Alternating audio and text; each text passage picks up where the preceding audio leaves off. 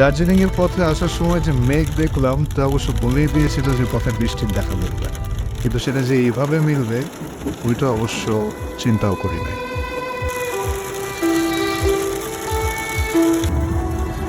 হুটহাট শিলাবৃষ্টি শুরু, এবং এই শিলাবৃষ্টির কোনো শেষ নাই।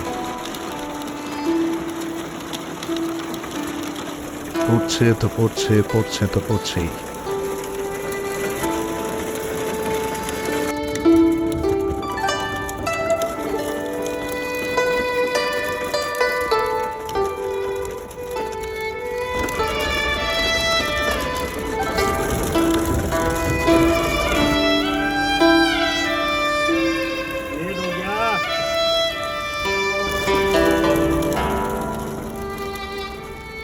সময়টা অবশ্য লাগলো দ্বিগুণ, কিন্তু যেটা পাইলাম সেটা আসলে জীবনে অন্য কোনো দিন অন্য কোথাও হয়তো পাবো না।